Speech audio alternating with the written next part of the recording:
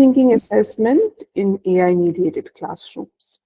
So now with AI and generative AI especially, um, a lot of changes are being done in both teaching scenario, and it has a great impact on assessment as well.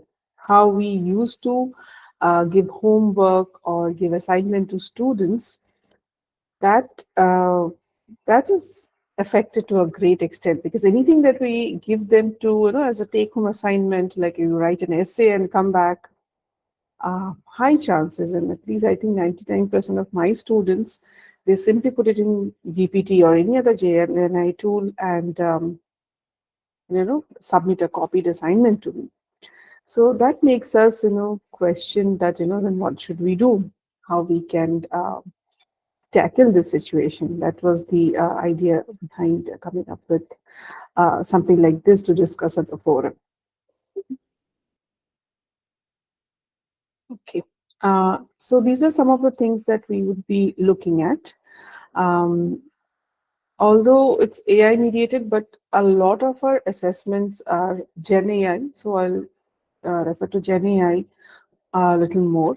And capabilities and limitations, suggestions, the ideas I have that we can implement to tackle the AI mediation in the classroom. And how do I identify uh, what my student has submitted is AI generated? There are certain things that I'm going to discuss that will help us teachers identify faster, right? Then some classroom ideas also, because some of these classroom ideas you can or you may want to take it forward as an assessment practice. So if there is time, I'll talk about the classroom aspects where GenAI can be implemented and workable. Some suggestions for teachers, prompting as to now how we can prompt better and how we can make our students prompt better, because no matter what we do, they are going to go back to these GenAI tools. So how we can guide them to use these tools correctly. So some of the prompting ideas. And then some AI tools that are available for free for us to assess or give a practice to the students, and some which are paid. I'll show some of those as well. And yeah, some of the ethical considerations that we have.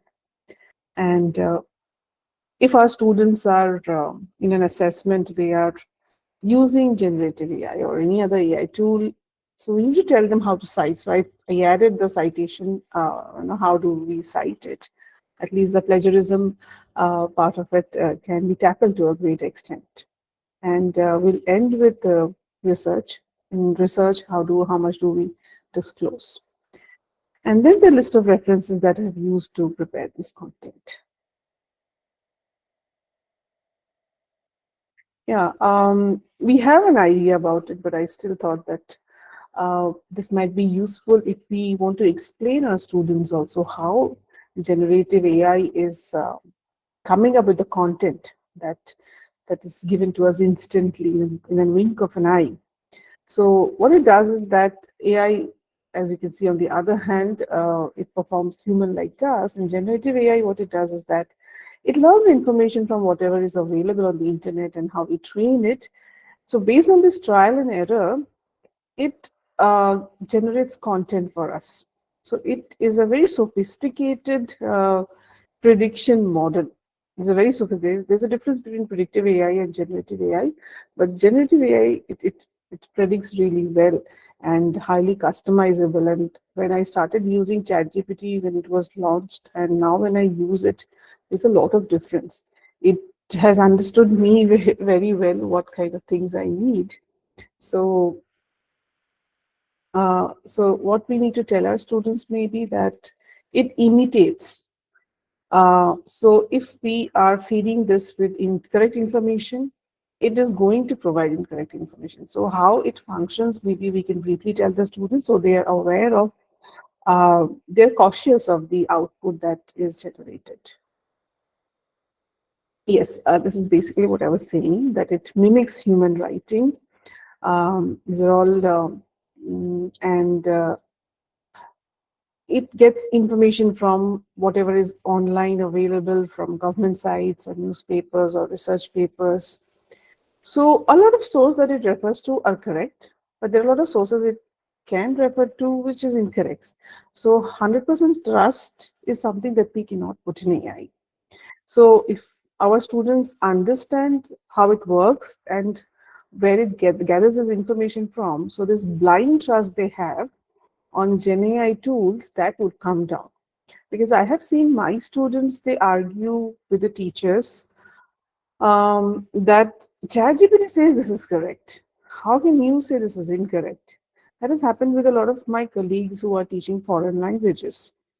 Um, that whatever they have taught or they have marked incorrect in the students' writing, ChatGPT says it's correct. So what I noticed is they trust ChatGPT more than their teachers. So it probably comes with this idea that whatever the computer says is 100% correct. So I try telling my students how it works. Although they are computer science students, they should know more than me, and how all the sources that it refers to are not trustworthy. So we have this blind faith. So as a student or as a teacher, we should not have this blind faith on these tools and then argue with the experience and the knowledge of the teacher. So when I have seen my colleagues faced with this thing, I tried explaining my students that why I should not believe in any generative AI tools blindly. So how it works and the limitations, if we say probably explain to them in the beginning of the semester, then this blind faith and the tendency to take everything that is there generated would, at least on some students, would have an effect. I won't say that everybody is going to, trust me more than the generative AI, but yes, there would be some difference, and at least students would begin thinking about it because probably nobody told them, that this cannot be trusted. So that is something I observed with my students, and this has an effect on the on the use of this tool in their assessment. So when I told them, the awareness increasing had made them question a few things because I interviewed a few students, spoke to them after a test, and then I saw that at least some students were beginning thinking about it more critically than before. So if we tell them the limitations, then they would not at least try to look at it in a different way and will have a positive effect on assessment practices. So yes, this is what I tell them, that AI can make up things, and we have to be aware of the hallucinations as well. Hallucination, one is that it can make errors, and it can also generate data, statistics, content which doesn't exist. So often it gives us data about anything, say the education, women education in my context in Andhra Pradesh. It will just generate data, random data. So these are all hallucinations. And it is just predicting what it thinks is the most likely, like information. So that's all it does. So we need to always verify the information that we get from these tools.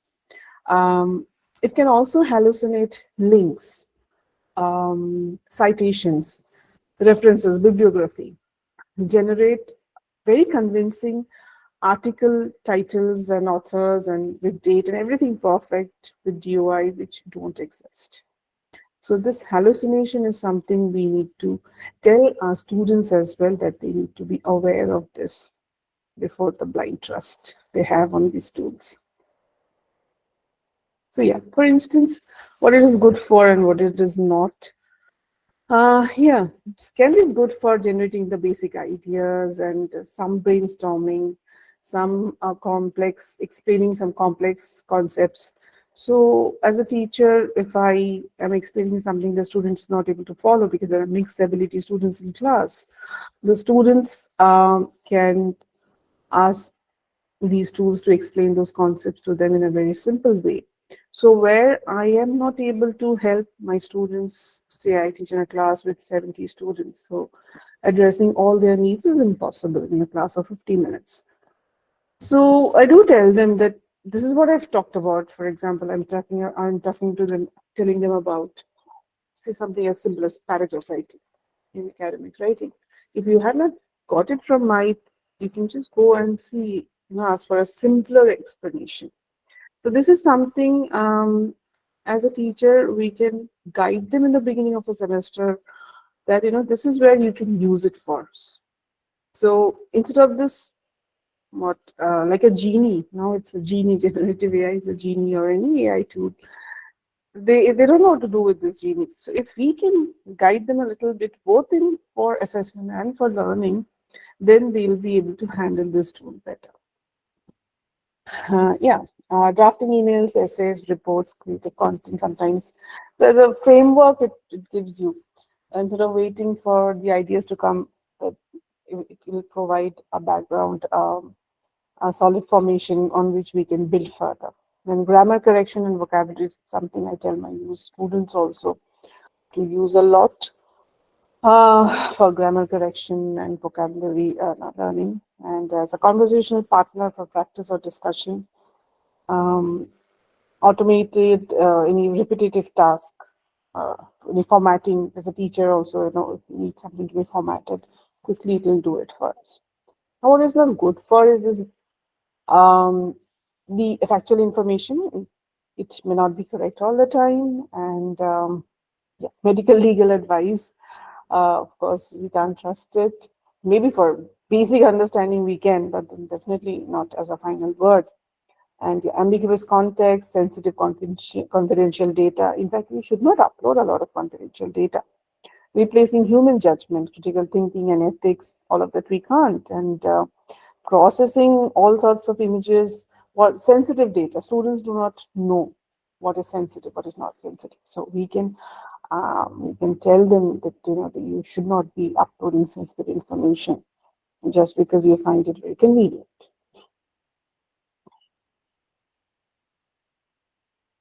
These are some of the alternatives that can be used instead of ChatGPT. Um, as a teacher and also as a researcher, I often use a combination of a few tools for a task, especially if I'm trying anything for information gathering or for helping me to analyze some data.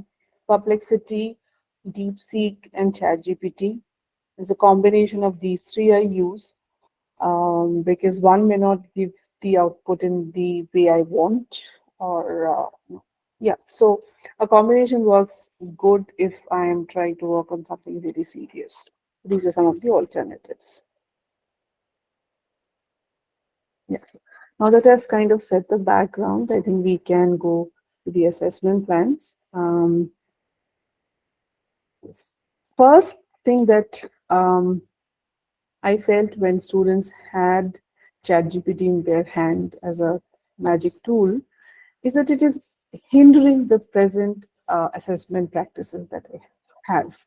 So however I have been testing them, a lot of my tests are not working out now because they are plagiarizing. Okay, it can write answers for students and it can obscure authentic student work. So the first thing that I had a feeling that it is hindering my assessment. So probably it is time for me to rethink. Okay. Yeah, designing AI-aware assessments. Assessment should be hard for AI to complete authentically, so that authentic, context-specific, all of these elements we need to think about when we are planning our assessment. And yes, open communication with students about permitted AI use.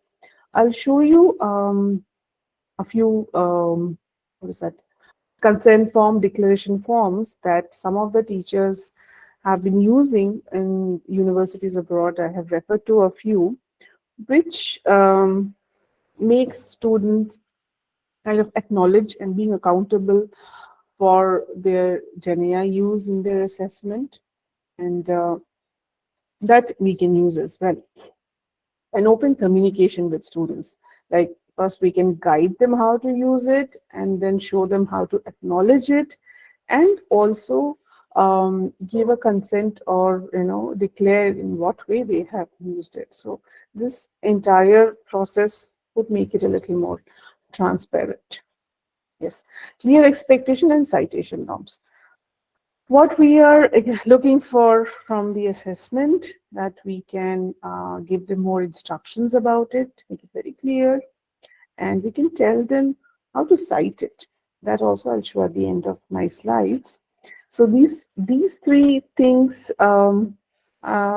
worked fine when I started, integrating or and allowing my students to use GenAI, because I know they are going to use it whether I agree or not. So these three approaches helped in bringing some sort of transparency. Yes. So depending on what we are testing, we can decide whether no AI is permitted, or there's a restricted AI, or it is permitted. So that as a teacher, I can take call. But whatever it is, I need to fix it, and I need to tell my students that you cannot use it at all. Okay. And then, okay, restricted use.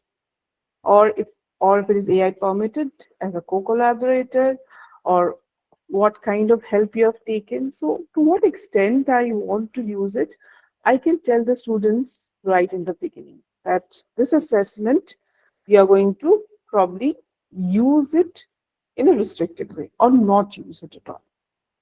So that clear communication, we can tell them, so that they also know that what they are getting into. Okay. Yeah. So when AI is not appropriate, assessment types to avoid with AI. Yes, generic essays with personal application. So all the take-home assignments where, okay, write an essay about a picnic or holiday. So something, or about a person, about any personality. So now we can't do that. If we give them an essay, we know what they're going to do. They're going to put it in GPT and give it to us, right? Then closed questions with public answers, something that is available, and they are going to get information very easily. They just copy paste. Takes easily completed by information. Sorry, there's a typing error. Information that is found easily online, and assessment where personal insights are not needed. So this personal insight, personalized, the process we need to integrate. We need to bring in the process aspect, then the final output in the assessments that we are going to plan. So yes, making AI resistant tasks. When our assessment plans or even classroom tasks, we can, I won't say all of these are foolproof to prevent AI use, but these are some of the uh, attempts to reduce or restrict use of AI. Because imagine if you are in a class like I have, a class of 70, no matter what I say, they are going to, even if I say put your phones away, they are going to sneak and hide and use it and come up with, whatever I ask them. So it's not going to work if a classroom is really large. Then you may have to ask them to put like an exam situation, put their phones away in the bag, and then the bags are away from them. That kind of a situation, then yeah, they don't have access. But otherwise, if it's a daily classroom task or a 10 marks test that you're doing, they're going to sneak and use their phone and put it in ChatGPT and then write it.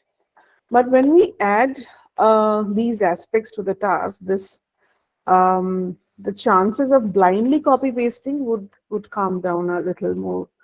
So personal experience reflection, something that is very, very specific to them. So personal reflection, those things, the process of it, if we add it in the assessment practices, then might work. Presentations with live question and answer. So they prepare, they come, they present PPT or even without PPT presentations. And after that, the teacher can question, the peers can question, and they are given marks based on that. Or they have a portfolio with drafts and how they have improved from the feedback that they have received from the teacher or from their peers. So these are some of the things I will be discussing in details as well. But what I felt also with AI coming in, that we may have to go back to our old system of, put all the gadgets away, like a typical semester end exam. Put your gadgets away, and you just have your pen and paper to write. So either you write, handwrite, no typing, no internet, so proper pen and paper handwritten test, or oral test, whether it's a presentation or a Q&A or a combination of both. So probably it's time for us to go back to our very old typical methods of testing, where we would be, reassured that there is no AI used when the student is either writing or, giving oral content to us. Yes. Now, as I said before, no matter what we say and do, they are going to use it. If there is a written typed submission, for instance, or even if it is handwritten without the restriction that I was talking about, if they have access to the internet in some way, they're going to use it. So as a teacher, let's educate them. Let's tell them how to use it responsibly. Yeah, so what students need to know, that, I have told in the beginning, that we can tell them how it exactly works and its limitations, its hallucinations. So AI outputs can be inaccurate and misleading. This is something we need to tell them. Okay? And then the biases and the stereotypes that AI can give. I'll give you an example, not from teaching context. This was a news from one of the states in US, where they have come up with this AI tool, which is going to predict in which area of a city crime is going to happen. So it's going to predict a crime. Okay, they're going to predict a crime. So this is the tool that they were working on. But there were other side to it. People criticized when the tool was, like a prototype. They tried it out. It showed that the areas where there are more African Americans were there, or the blacks, they called them the Negroes, were there. Those areas it showed as the potential crime hubs. Now, this raised a lot of concerns about bias. So the AI tool was fed data that most of the criminals were African Americans in that particular region. So it started predicting wherever they were, whether it is their schools or colleges where there are more students, or areas where they lived, as potential areas for criminal activity. So there were some protest and criticism with that tool. So in various fields where AI is used, there are a lot of chances of bias and stereotyping. So we need to tell our students about such limitations, right? Then AI lacks real understanding of context. It mimics very well. It's like a super intelligent parrot, right? But it doesn't always understand the context that it is working in. For instance, my students, they have to, if they want to go out somewhere out of the campus, or take leave, they have to take permission from the mentors. So every teacher is a mentor as well. So this leave request, the student probably has typed in ChatGPT, type a leave request for me. So it generated something which was so superfluous. all the student had to write that I want to go out on so and so date, so and so time, and return by this time. That's it. Half a 1.5 line probably, or 1 line mail it should have been. That was one page explanation of excursion and whatnot, and how it was academically enriching, right? So ChatGPT doesn't know the context where the student is writing. It probably asked for a leave request and gave a superfluous one-page document. So as a user, we need to understand the limitations of it. And the examples that I've given you, these are all computer science BTech students that I teach. And I thought they are more aware of these limitations than I am, but in reality, they are just students who want to avail the easiest way, the shortcut. So some awareness development is extremely important, whether they use Gen AI tools for learning or for assessment. Right. Yes. So our assessments, the process-oriented aspect that we have to look at. The learning journey of a learner, if that can be documented and that can be assessed, that would be great. Now, these are really challenging for large classes. Okay, and most of our Indian classrooms are very large. So the fancy ideas that I give in these sessions, it's not very easy to implement in large classes. It's a small classroom, 20, 30, easy, very easy. In large classroom, it is a challenge. So probably in a semester, 1 or 2 assessment you can try out to do it this way and see how it works out. I'll also show one of the assessment types that I've practiced with my students with 2 groups, and we were many years, it was a large class, right? So do remember these suggestions of the process-oriented documentation of these journeys are not easy to do in large classrooms. Okay, so students can maintain a learning log or a journal where they talk about what they are learning and what is happening, and they have many submissions and revisions, and they work on the feedback, maybe feedback from the teachers, feedback from each other, and all of those, that is documented. Okay, and what are the what kind of prompts they have given, that also can be documented. So it's the process, documenting the entire process, that can be one of the assessment types. Okay. Contextualized personal assessment, where we try to connect the assessment with students' lives. For instance, if you are teaching students of, say, anthropology, in my university we have a lot of departments, so we are anthropology students, so how that can be connected to their local context. So making them, making them work on case studies which is about the local context. It's about the villages. It's about the small locality that you come from, not from any random city. So contextualizing with their experiences, and then personal reflections, and some data. For instance, I asked them to collect data, and data is not in terms of typed out or written. They interview people and they handwrite the what each candidate is saying. So collecting information in that way. So some evidence. These some of the things can be tested.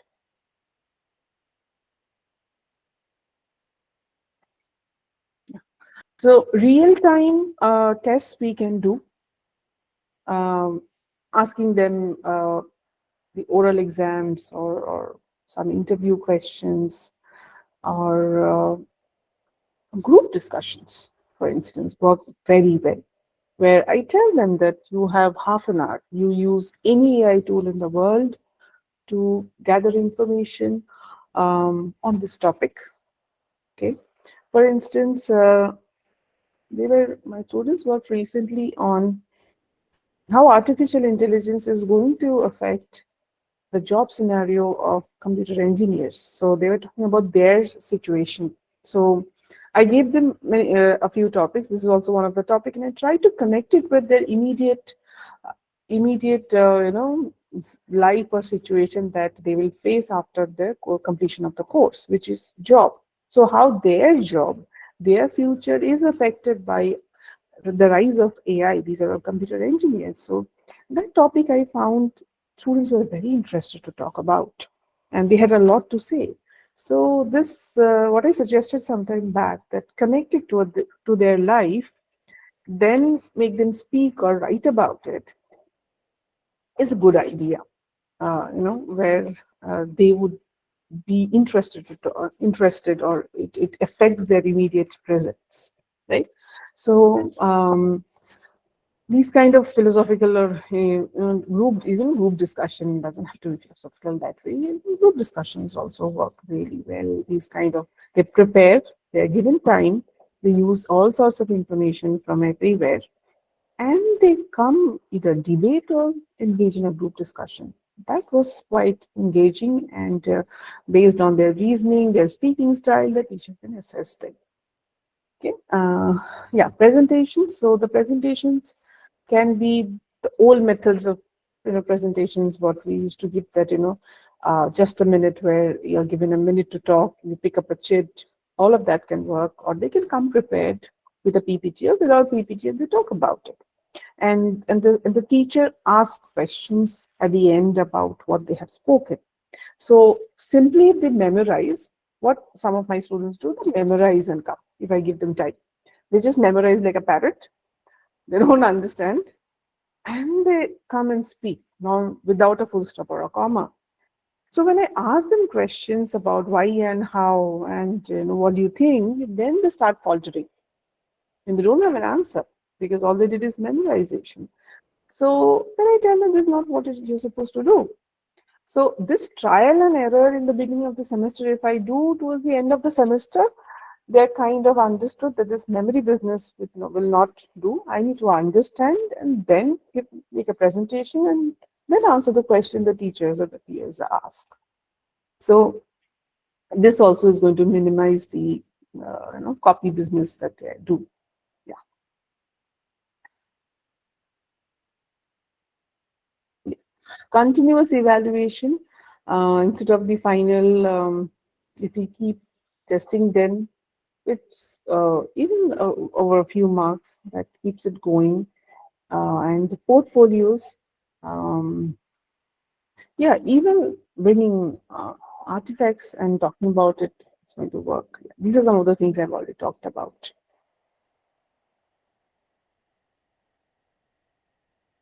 Yes.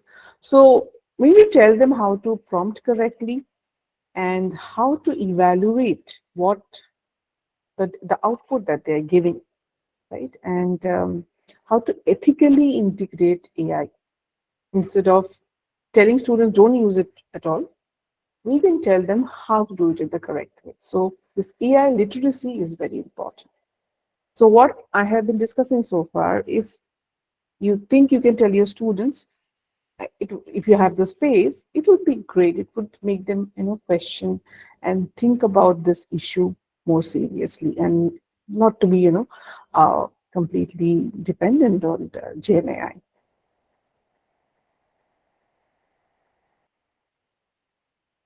Yes. So these are some of the things that the teacher can do, where there is no way they can take any help of any of the tools. But okay, fine, summarize what you have said. Uh, this, like my students used to memorize the presentation and come. So after that, I asked them, okay, fine, just tell me in gist, in 2-3 lines, what is the main idea of it? So then we understand how thoroughly they are aware of what they are presenting.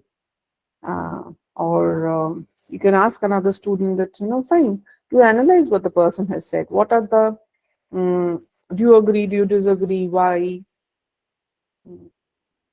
So can you apply this idea to a new context? So right there, if you ask them in real time, These are some of the ways to minimize.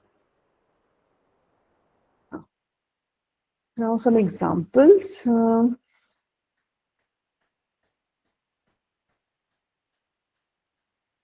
Yeah. So we can provide them a text. So this is what we're doing. This is critical analysis, the output evaluation.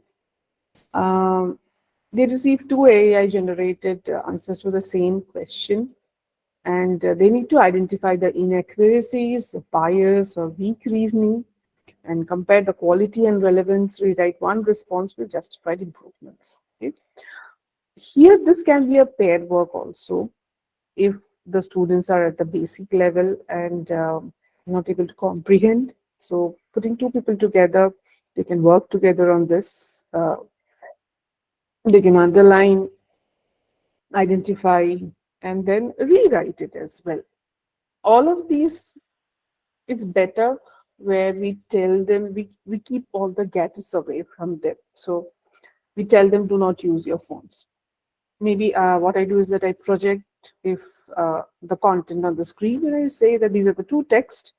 Read, analyze, and find out where is the bias, where are the problems, where the reasoning is not very convincing, and rewrite it in your own words. So yeah, so when they have to judge and improve it on their own, then they have to use their brain. Okay, so what we are assessing their critical thinking, their evaluation, all of these when we ask them to analyze these kind of tasks. And this can be from any topic. It doesn't have to be English. It can be from anywhere. Personalized case-based analysis. Each student receives a slightly different case, local context, data set of scenario, and they can apply the concept that they have understood in these scenarios. I'll give you an example from my class. So I offered this course on cross-cultural communication. And I have students from North India and also South India. So I try to, I give them two situations, a South Indian and a North Indian context, and give a concept, say the concept of ethnocentrism or even stereotyping, and ask them to apply it in their scenario and then make a presentation of it. So they have to think about their own context and also understand the concept that I have discussed, which is ethnocentrism or stereotyping, and then either write or talk about it. So they're applying the idea to their own context. So I'm trying to personalize it, at the same time making them apply the concept that I have just taught them. Okay, these are just tweaking our existing assessment, which would make the assessment more personalized, more close to their heart, and at the same time make them apply the concepts that we are teaching. Right? And yeah, all the contexts are not going to be similar for the students. We can, if we have a small class, we can actually try to personalize it as much as possible. So the context will be really, really different. And then listening to each other would also be fun. Or when they make a presentation or even write about it, it would be nice to hear from each other's perspectives. Process portfolio with reflection. This also I had done with a course on public speaking. So here the students were given a topic. I had created a folder. So this portfolio was an e-portfolio, not a hard copy portfolio. So I created a folder, Google Drive, where I made folders with names of each student. Now I could do it really well because my class was small, 30. Otherwise my classes are really large, 70, 75 I have. This was a small class, so I wanted to try it out and see how well it is working out. Because initially when AI came, assessment was really, really difficult. No matter what we give, they just copy and paste and give us. Right? It was so difficult. So I tried it out to see how it is working. So I created subfolders with their names, and I said each person will have access to their own folder. The other person would not have. So it is very personal. Only I have access and that particular student. And for each week, I created again a folder for each student. So it was one folder into another.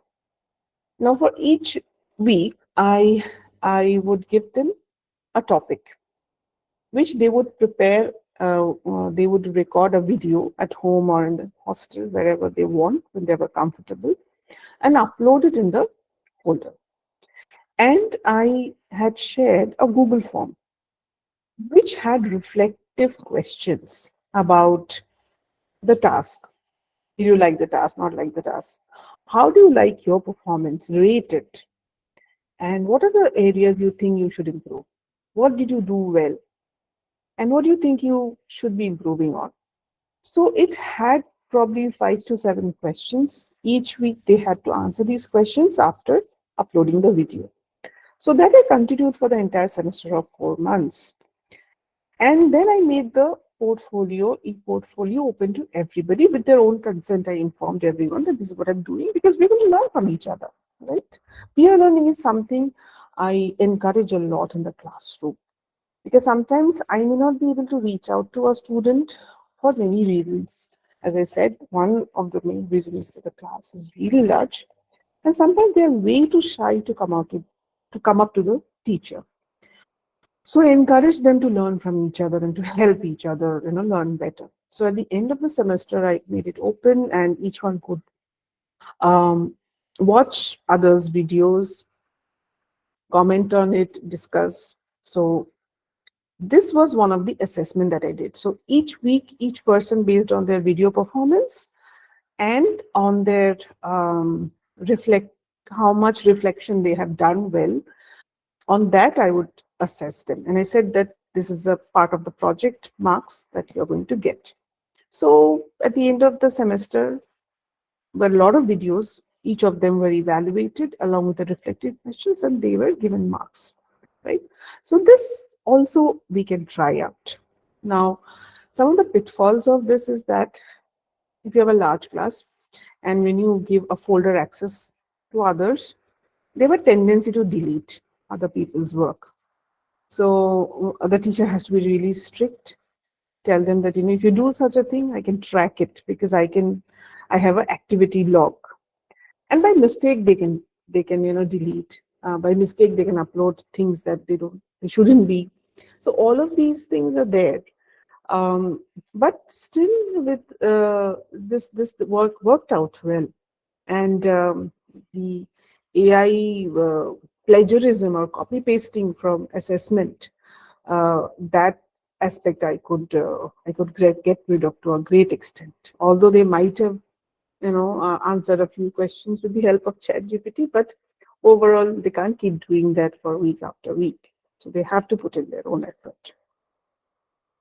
Yeah. So our portfolio reflection, the draft, the feedback received, final submission, short reflection, and at the end of the semester also they had to write short reflection, how they did it. So this is something we can think of as an alternative assessment practice. Yes, after a presentation, a oral difference in the live Q&A session, which I have talked about. AI integrated design tasks. Um, Here we are testing the AI literacy and judgment. Students can be permitted. We permit the student to use AI to generate ideas or drafts, but they must submit what kind of prompts they have used and what output they got. And they have to justify what they have accepted, what they have rejected, and what they have modified, and also cite it properly, the ethical aspect of it. So this, I think I can share my screen and show what my students have done.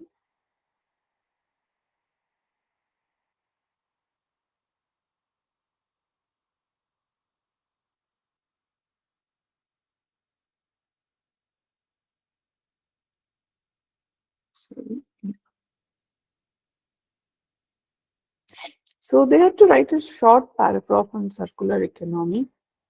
Um, so I gave them these questions that while writing a paragraph using GenAI, taking the help of GenAI tool like ChatGPT or Copilot, how useful did you find these tools? And what were the limitations? So they wrote something, uh, what they found, what was their an opinion on it. Then they gave me the prompts that they have used, right, for feedback and to write a paragraph about it. And they have asked GPT to use no, they use Gemini that use specific examples from Surat, for instance. So these are the prompts that the student has given Gemini. And there's the text she received from Gemini that also she has uh, inserted here. And then the final paragraph that she wrote is a mix of her own writing and using Gemini. The feedback she got and the suggestions she got from Gemini that also she has uh, added here. And this is how citation was done. This is how she cited it. Yeah, that's how it ended. And this I had done for, one sec, I've done it for, sorry, I stopped sharing my screen. Give me a moment. I need to show you the folder, how this was done. Yes, the folder.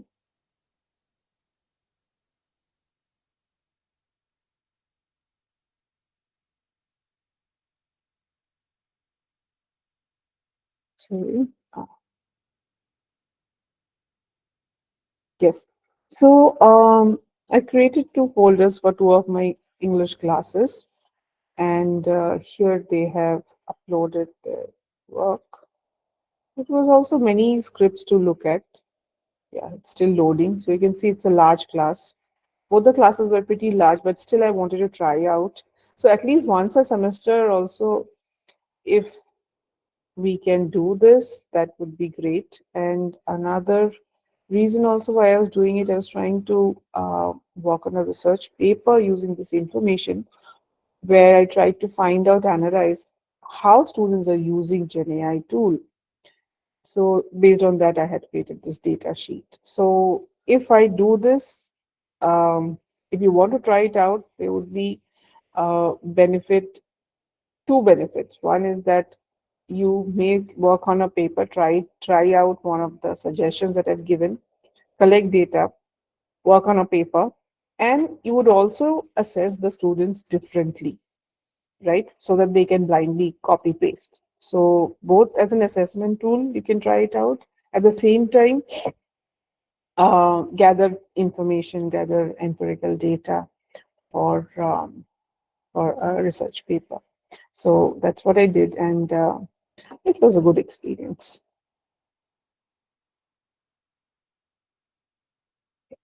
Some of the AI assessment tools that we can use. These are some of very basic free tools, and you may be already aware of these because during pandemic we have used these tools quite a bit, right? We have used them extensively, especially I remember using quizzes a lot. But what quizzes was in 2020 or 21 and what it is now, it's pretty different. It is quite advanced. So if you have not used it for a long time after the pandemic of the online classes got over, you can try it out now. It works. It works fine and is improved a lot. So if you try any of these tools, it will give you real-time results. So students can have a competition in the classroom. If you have a projector in the class, you can project the, like we do by sharing screen. They can see each other's score and creates a competitive environment, and it's fun, right? And if it is timed, like they have to do it as quickly as possible, so they don't have time also to look for to ask answers to ChatGPT because they have to be really fast. Now, Gradescope and ChatGPT, as you know, especially ChatGPT, there is a free and a paid version, and so is Gradescope. So these are, to some extent, free, and then one has to take subscription.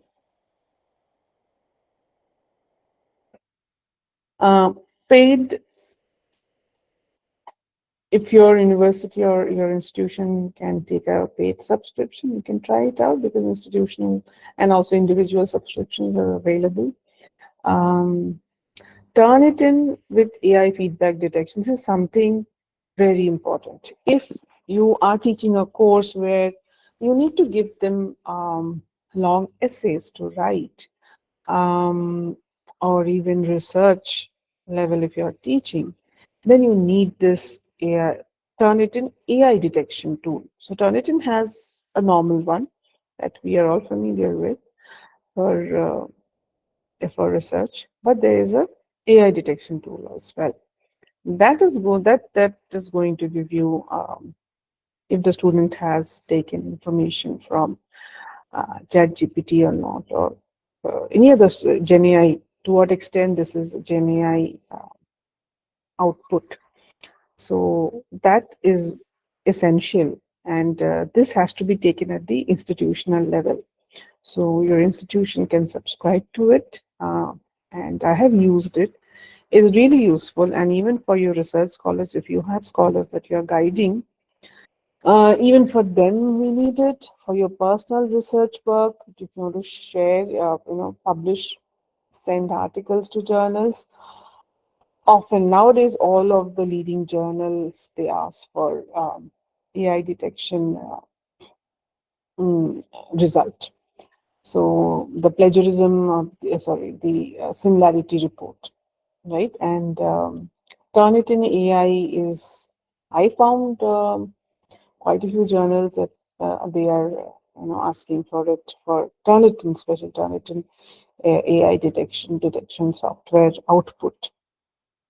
So yeah, it would be good if your institution can get a subscription of this. This is going to be not just useful for assessment, classroom level assessment, it's going to be useful for your personal research, your scholars' research, and if if you want to develop awareness in students as to how not to write like an AI, because AI written content is extremely monotonous. I have a few slides based on that.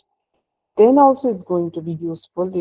The detection it shows for literacy of the students.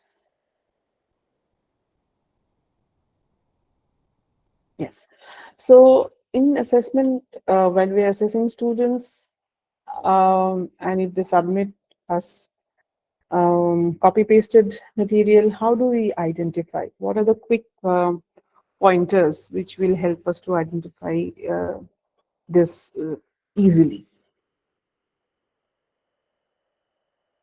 Yes. Just a moment, I'll just turn off the video.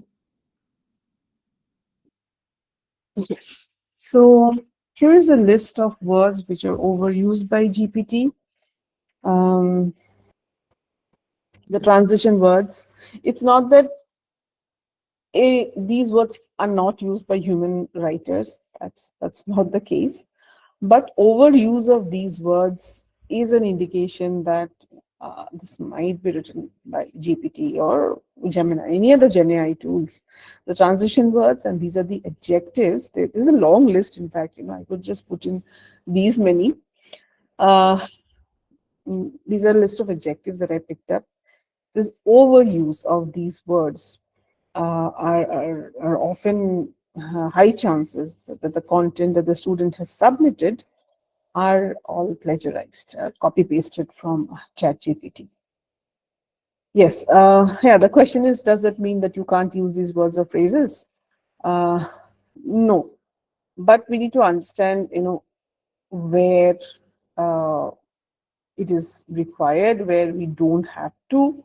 Uh, the context sensitivity is what a human speaker has better than an AI tool. So if I'm using any of these adjectives, is it really necessary? Often it is not, but the overuse of these indicate that these are Gen AI, and it's good to be aware of these words because the Gen AI data is often output is often mechanical, vague, superfluous, very wordy. So anything that is very wordy is a sure shot indication that high chances that they are AI generated. Yeah, and these are some of the nouns and verbs and phrases and examples. I don't know why my PPT has that black and green combination, a weird way. But anyway, the text is clear, I believe. Uh, so yes, we do use all of these words, but every over excessive use of these words and so have you noticed how often have you seen leveraging, diving, delving deeper and tapestry and optimization? Hasn't the use of these words increased a lot in the recent times? When I see content in the on the internet, the use of these words have gone up, and the source of these words are not written by human writers. These are all often, most of them are by generative AI. So next time when you see something beginning with leveraging, maybe you can think about it. Now, when it is harmful and when it is not, when you see it as a content, as a heading somewhere, when somebody is not assessed, it's okay maybe. But if all my students start writing, delving deeper and leveraging data-driven insights and rich tapestry, the reading is going to be mechanical, unnecessary, and wordy. So we need to tell our students that it's okay to use these words, but how much, to what extent, how often, and in what context? That sensitivity more than Gen AI, we have, humans have, and that is something we need to inculcate. We need to have it in us to make that choice to use such words or not, or when to use it, and how often.